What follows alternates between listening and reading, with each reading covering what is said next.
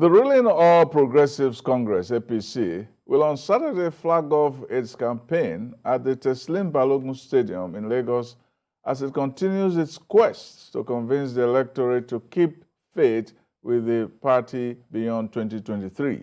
The party has assured the public of adequate security to guarantee a hitch-free presidential campaign mass rally for the party's presidential candidate, Bola Tinubu, and his governorship candidate, Babajide Sowoolu. The Director General, as the DJ of the local organizing committee for the presidential campaign in Lagos State Campaign Council, Senator Ganiu Solomon, says the rally will be a homecoming for the former Lagos State Governor and the national leader of the party. Solomon said the event holds a promise for mass attendance by members of the APC and members of the general public because of the popularity of the party's presidential candidate, Tinubu, whom he said has remained the most consistent, biggest contributor, and the most visible democratic icon since the advent of democratic dispensation in 1999. Stressing on security arrangement for the rally, Solomon reassured members of the public that men of the Nigerian Police Force, Lagos State Traffic Management Authority, LASMA, officials and other law enforcement agencies will be fully mobilized to ensure that the rally will be an event devoid of the security infractions and traffic disruptions. Joining us in the studio are two APC stalwarts, Oluwasegun Faleye and Ayodele Adewale. Welcome, gentlemen, to discussion of what some people have called the rally of all rallies. So, what should we expect tomorrow? Well, thank you for having us. You're going to expect to see what you've not seen before in terms of human participation in a rally. Lots of people are going to come. The security agencies also have mapped out very good strategies to control traffic and, of course, manage the human flow that we'll have there. A lot of party chieftains in the APC, from the national to the state, will be there. And of course, our standard bearer, Asiwaju Bola Tinubu, will have the opportunity of showcasing his brilliance, his programs, especially in his home, Lagos State, to the world. Well, many people believe that this is not just a political event, but it's a disruption of people's lives. What have you guys done to mitigate the life of other people who may not be interested in the campaign?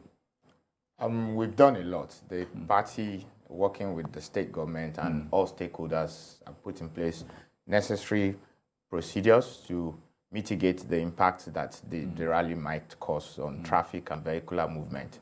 As you know, Lagos has been doing this for a while, and we've gotten better and better at managing the disruptions that might come with it. LASMA is on ground to manage the vehicular flow. They've issued traffic advisory that showing alternative routes.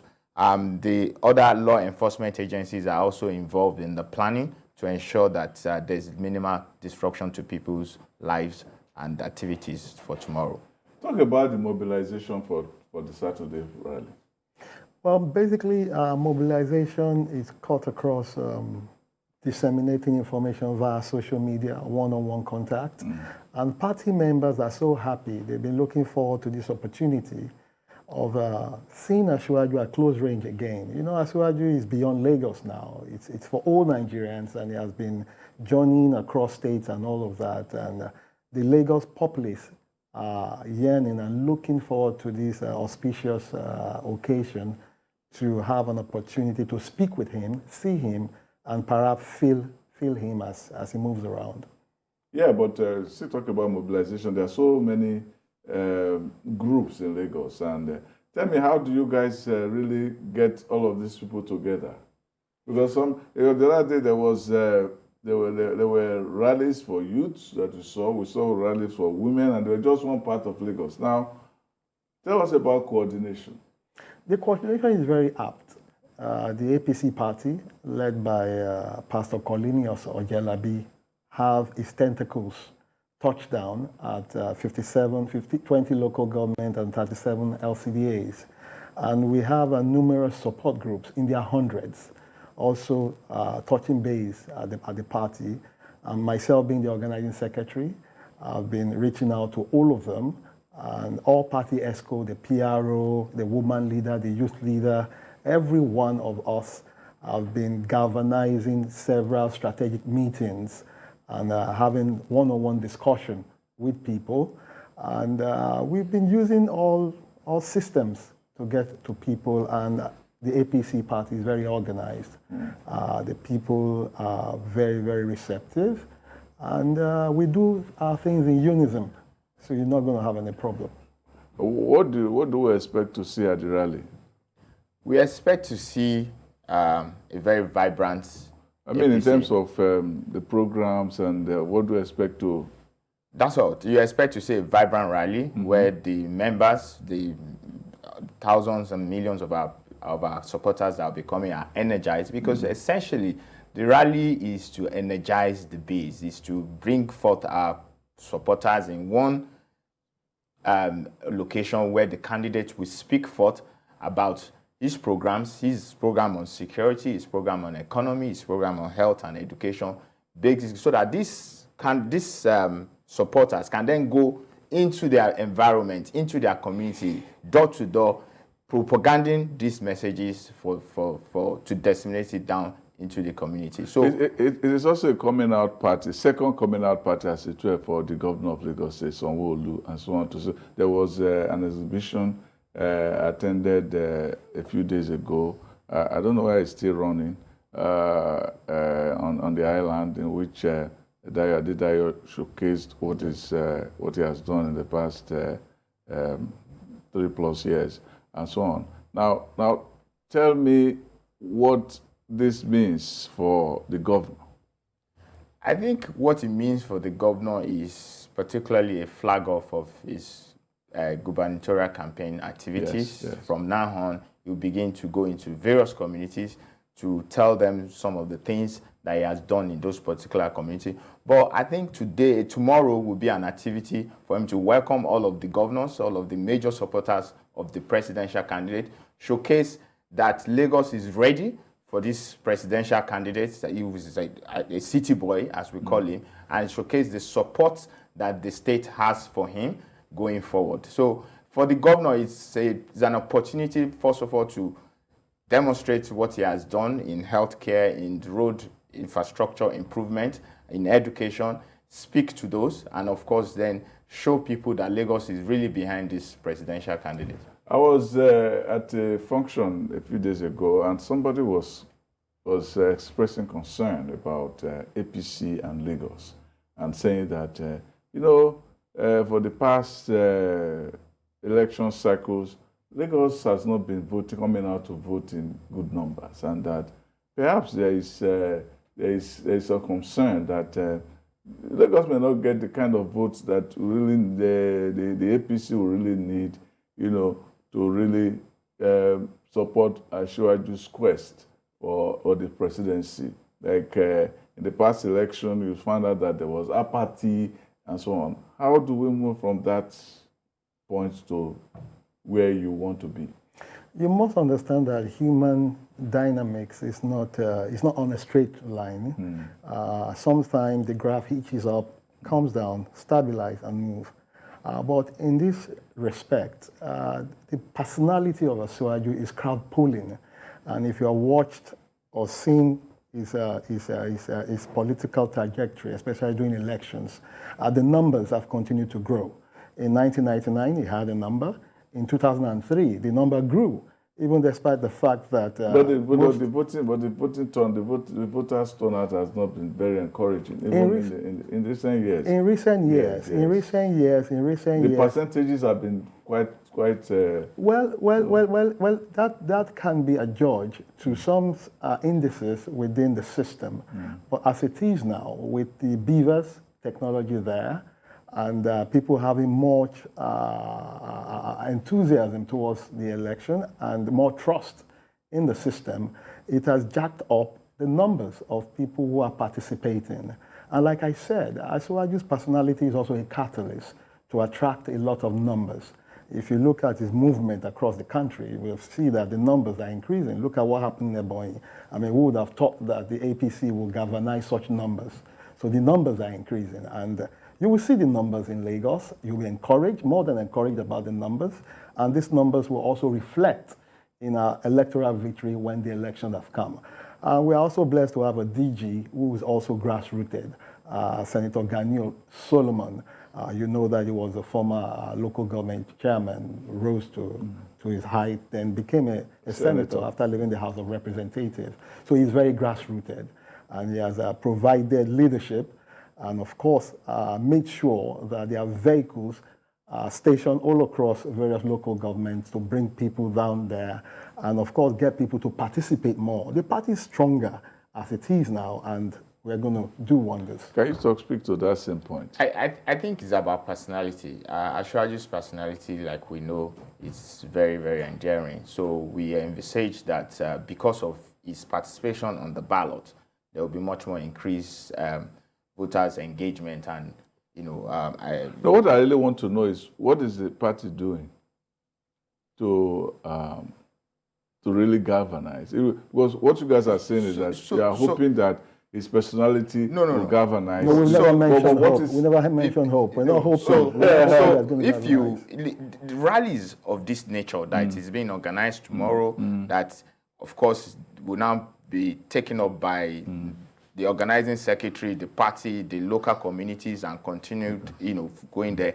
It's meant to energize members. Okay, we'll continue with this. We want to take a short break, and then I will be back. Well, we're discussing Lagos and the rally for tomorrow. You were making a point about complacency, and I was saying that are you guys just hoping that this personality will make it happen, or you guys are doing something other than just hoping? Certainly, we're doing a lot of things other than being hoping. And like I said, rallies like the one that you witness tomorrow is part of the efforts to energize the base. Our members are energized as it is, but with the candidate being in their midst, talking about his programs, it's very important to energize them. And you have to understand that the party has a lot of support groups, individuals and, that have banded together in various wards, local government, and all of these guys would be utilized to energize the base and turn on the vote at the date of election. Because I was in a particular place a few days ago, and some people were saying that talking about Lagos State Governor, so that is it doesn't need to campaign and all of that. But it is very clear that there is a strong wind even in Lagos among what they call the obedience, who believe that they can actually make the APC a little uncomfortable during this election cycle. How worried are you about them? Because they came with a very huge rally once, and there was a counter rally, from the APC and so on. They are trying to show that they also have a mettle in the land. Well, that's the beauty of democracy. You must have different shades, you must have different opinions. But what matters more is that the larger population of people living in Lagos are very enthusiastic about the programs of the APC, and they believe so much in APC. They don't believe in you testing waters. They believe in the credibility of work that you have done and how you can cascade it to greater heights in order to accommodate all interest. So I don't think the Lagos people are ready to test waters. The APC, for me, what do you mean by to test waters? To test waters in the sense that, do we leave what is progressive? Do we leave what is functioning? Do we leave what is very normal to improving our livelihood, and go to an abyss whereby you don't even know what is in there? So they prefer to be at the top of the echelon of development, to continue to develop along that trajectory. I mean, for instance, look recently, many companies are springing up at the Lekki Free Trade Zone that are creating jobs, huge jobs for people. The train station, the train system project is about to be commissioned. More road projects are coming up. More schools are being built. I mean, we have seen people who can walk the talk, not people who base their development on theory. Well, which one is more worrisome to the APC in Lagos, for instance? Is it the PDP or the Labour Party? To be honest with you, Lagos APC is more concerned with engaging with members of the public. I personally, and we don't think that PDP or Labour is any match for the achievement of the governor in education, in healthcare, in transportation. And Lagosians can see that for themselves. As a matter of fact, on my way there this morning, a colleague of mine was telling me, Sheon, why you guys worrying yourself? The governor has nobody to contest with in Lagos. And I told him that I understand that, but we also must engage with the people to show that, look, you trusted us the last 4 years, and this is what we've done for you, and then we need your trust again to show what we can do. It's not about Labour, it's not about PDP, it's really about taking your scorecard to the people and let them really mark you as successful so that you can then be encouraged to do more. Some of you have said, some groups have said that we're going to give Asiwaju 80% of the votes in Lagos. Is that not fanciful? It's not fanciful. It's not fanciful at all. It's reality. It's projection. You know, as human beings, you must project for better, and you must set targets for yourself. There's a saying that if you're going to the moon, you hitch for the stars, and you can even get to Mars if your destination is the moon. So you must set targets, and the target we have set so far, I don't think is very Herculean. We are targeting to have about 98% for Asiwaju, judging from 98%. Is that not fanciful? It's not fanciful. It's not fanciful. Look, when Asiwaju was there, he brought a system to provide energy. If not for the PDP, by now, I keep saying it, Lagos would have started selling energy not only to other states in Nigeria, but the West African sub-region and all of that. And that would have led us to industrialization. The people still realize this. Look, we need to go industrial in order to attract the foreign investment and attract the foreign currency, that we need to boost our economy. This is a man that has done it before. He has shown us how to do it. Some states have even borrowed from it. Delta State borrowed from it. Recently, they commissioned their secretariat, and they plugged it to an IPP. Now, they are just doing that 21 years after Asiwaju started that project. So you can imagine. Governor Fashola, rode on it, provided it, and powered public utilities.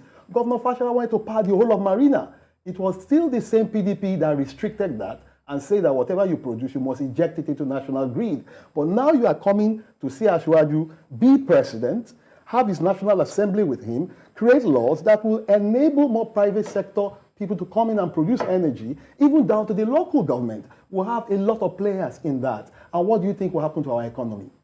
It will go exponentially high. Now, how do you say to that? It's not fanciful at all. And when we say that Asiwaju will win by a wide margin in Lagos, it is not because we're plugging the numbers off. We're saying it because when you look at his track record, when you look at his history in Lagos, when then you look at the policies and programs that he's putting forth before Nigerians, Lagosians are discerning and sophisticated voters, and they see amongst the candidates who is better positioned to serve them better. This is a presidential candidate that has given detailed analysis about how he will tackle the economy. We know Lagos and is very big on economy. We know that Lagos requires an economic-driven leadership. This is a president that has also enumerated his plan on housing, which is a challenge for Nigeria. And so all these issues, when Lagosians see it and know it, and we continue to educate them on it, they will certainly vote for Asiwaju. And that's really the reason we believe that he will get the much more. Do you have a sense of how many people really have voters' cards who are PVCs among those who support you? Yeah, have you done anything like that in terms of survey, rather than just say, okay, we are going to mobilize our people, they are going to come out? You see, we pick data, especially INEC data. As INEC throw it out, we pick it, and we do know that Lagos has the highest number of people who have registered and all that. And that is why the APC has put out different programs. We had walk. We're not just walking, we're engaging people as we walk. The Tinubu for President group will be staging out another roadshow today, engaging people. We've been using different mediums to engage people and get feedback from people that we have engaged. And we come back to our system, analyze these things, look at what the people are saying, rework our system, and go back to them. So it has been a system of engagement, and the people are really plugged into it. So the election, the rally tomorrow is not just about Lagos. It's about the country. It's about APC in the country. Is there a sense that the party just sees itself as okay? Let us get our Southwest people together, and you have Ekiti, you have Ondo, you have Ogun, you have Oyo, you have all of these states, and even stretching up to Kwara and Kogi and so on. How does the party now look beyond the ethnic question? Well, so first and foremost, the party has a structure. APC is well, grounded in Nigeria. So the Lagos rally is to pull the structures around the Southwest together to have a mega rally, and then the state governors, the party leaders in their respective states will go into their states and continue the messaging. And we've done that in Delta, we've done in Southeast, in Ebonyi, we're going to do in Northwest, we're going to do in Northeast. So the candidate will be everywhere in the country selling the same message, selling the same idea, because his plan is a pan-Nigerian plan, and there's no ethnic coloration to his team or to his agenda in any way. Some people have said that one of the assets of the APC, especially in the North and Northwest, is the governors, the APC governors. You have APC governor in Zamfara, you have in Kaduna, you have in Kano, you have in Katsina, and so on and so forth. Is that not even also a room for complacency, even in that part of the country? Because I think Fanika who wrote an essay recently saying that is one of the problems the APC is going to contend with. Well, the asset of the APP is the people. And it has also been designed that the governors must come first among equals. You see, power comes from the people, and the people renegotiate power in order to legitimize power that is being enthroned on the winner of the elections. So everything comes together for good. The governor, through their pro-people policies and programs, the people particularly, who come out to say, oh, you've done well. And we base our strength on the numbers of the people. The thing about this thing is that at the end of it, they want to say, we want to hear what they will say. What do you want to hear from Governor Sowoolu on Saturday? I want to hear a lot of things, but most importantly, I want to hear him say that the lot of initiative that he has started on transportation particularly will be continued and deepened. We've seen him continuing the Blue Line, which was started by previous administration. We've seen him starting a new line that will come to the mainland and all of that. I think what is important is to show the people that these programs or these transport initiatives that have started will continue. I need him, and I know that he will talk about his primary healthcare and grassroots healthcare initiatives, talking about some of his efforts in maternal and child healthcare. I need him to tell people that the health MCC, this is maternal healthcare center that he has established in Ekpe, in Badagry, will continue into Ikorodu, will continue into every other places for those places that do not presently have. I need him to tell the people that the road construction that he has done, over 500 roads since he's been governor, will continue to reach other communities that are still expecting the government touch. So there are work to be done. certainly. So I need him to reassure the people, and I will certainly do that, that all of the good work that he has started, if given the chance, he will not rest on his house and he will continue those. You didn't say you're also expecting to do a Buga dance. Well, Well, what do you expect Asiwaju to say tomorrow? Well, I look at Asiwaju talking about improvement on federal infrastructures, and he has also mentioned that he's going to reinvigorate the potentials that is inherent in every state. Every state has its own potential. I look to him talking about reworking the Nigerian constitution to the extent that federating units will develop appropriately well. I look to hear him talk about the ocean economy. Nigeria have not fully tapped into its ocean economy to the extent that a lot of derivatives will also be gotten there. I look at youth involvement. He has promised that adequate numbers of youth will be in his federal cabinet and all of that. And take it or leave it, there is a lot of ingenuity amongst the youth, especially youth within the age of 20 to 35. You have a lot of youth who have come there to rework our economy and improved on it. Asiwaju also talked about digital economy and all of that. And so he talked about cryptocurrency and so many other things in his program. He talked about security particularly, which has been a main concern to Nigerians. He has said that we will be producing some softwares and hardwares in Nigeria for us not to be dependent too much on foreign currency. He has talked about the agricultural potential in Nigeria. He has talked about food for all. So these are critical things I'm looking forward to hear from him, and many more things. Why do you think that of all the three major candidates, Asiwaju is the one that is the most scrutinized? Why? well, it's obvious. The most credible candidate, the most obvious candidate, the most popular candidate will be subjected to much more scrutiny. And we're happy to be scrutinized. We're happy that for our policies to be interrogated, and we're happy to engage on them. So it's not a surprise to us that he's under so much scrutiny, because I think that majority of Nigerians know that that's the next president of the Federal Republic of Nigeria by the grace of God. So it's nice and it's important that they ask questions and they will get answers. Does it not bother you sometimes when people even exhibit ignorance, and sometimes maybe hypocritical ignorance, when he says, I will recharge Lake Chad, and it seems that he's teaching them English, that they think they want to recharge, it has to be something like this that you can only recharge. When they themselves, when they want to sleep,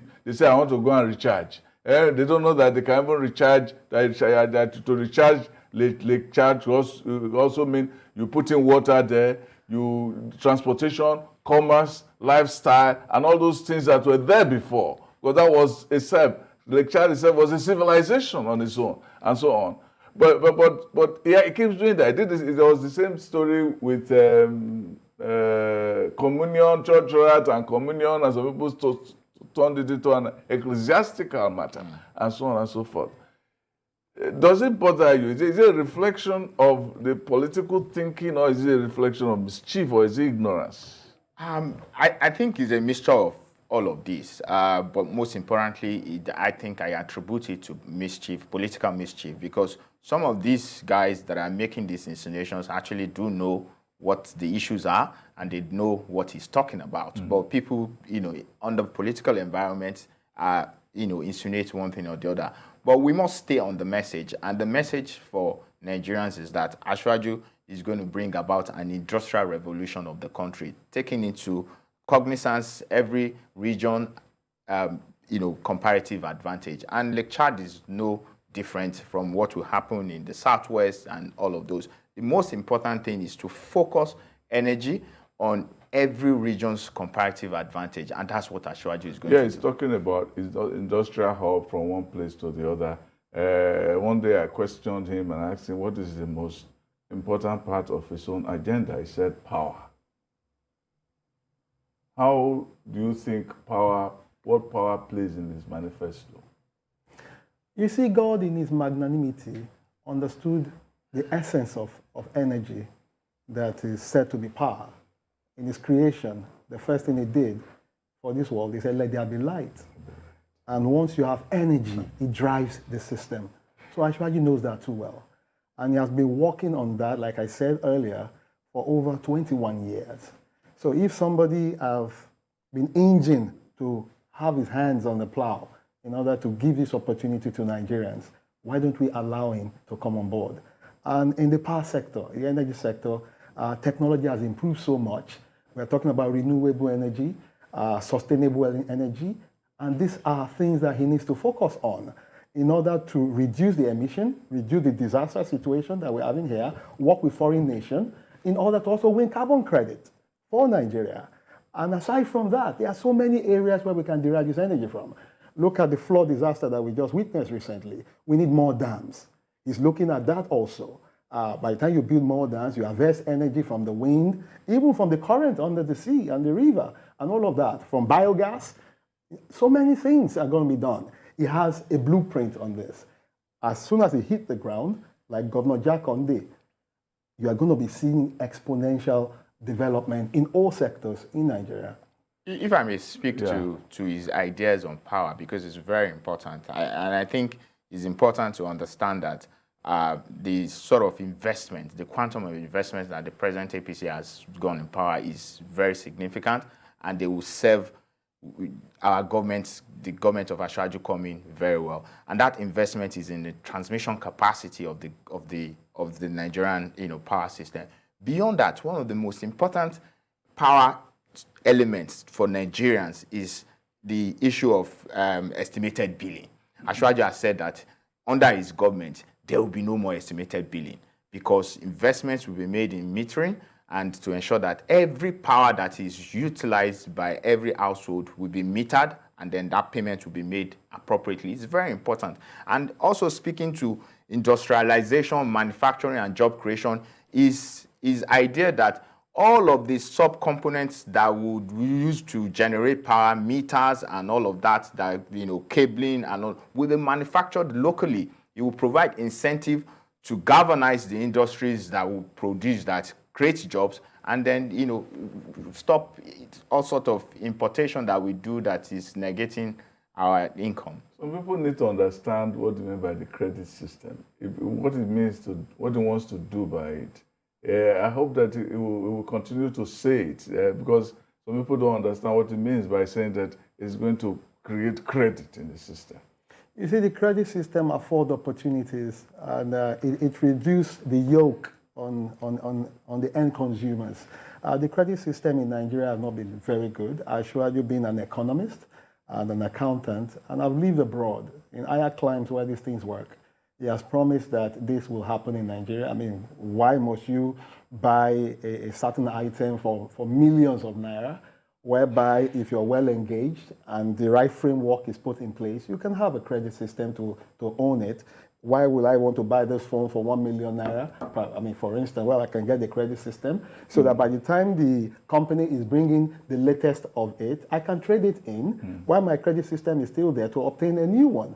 So these are things that he has talked about, he's going to put in place to assist the consumers to have a very clean stead. That is a contrast, yes. Yes, just to buttress what the organizing secretary has said, the impacts of having a credit system is also, there's a socio-economic impact to that basically beyond the hassling and the mental agony about buying stuff, cash and carry, is also the reduction that it will bring to our penchant for corruption. Do you understand? Because it then reduces the urge to amass and to take what belongs to the collective for yourself because you want to get certain things. Because you know that, look, I can get these things by them paying for it on a monthly basis. Then the source of work that you have that enables you to pay for that, you do not want to jeopardize it. Because the moment you jeopardize it by any infraction, then it means that you lose either a home, a car, and all of that. So it keeps people in check. It gives hope. It gives peace of mind. And that's really what we need as Nigerians, the ability to get things without, really going out of the way and taking what belongs to the Commonwealth for ourselves. Obi says that his own strategy is to save money. Ashwaji says it is to spend money. How do you contrast them? How do you contrast them for development? Well, under the economic reality in Nigeria, saving money would not do our economy any good. We have to spend our way out of this situation, that situation that we've found ourselves. You see, when you get to a level of comfort, then the add-on you can save, just like countries in the Scandinavian region, whereby they have huge savings. It's because of the fact that so many years before, they've been able to cushion down and resolve a lot of menial needs that the people actually want. But saving money right now, you are not helping the economy. Thank you very much. It's very interesting to have you guys here on this show this morning. Everybody's looking forward to Lagos. All APC roads lead to Lagos tomorrow. And you guys have said that all those who are moving around should be aware of certain areas because there will be a lot of activities there. That's why the advisory is there. Yes, the advisory is there. All right. Thank you very much, gentlemen. Thank you. It's my pleasure to be here.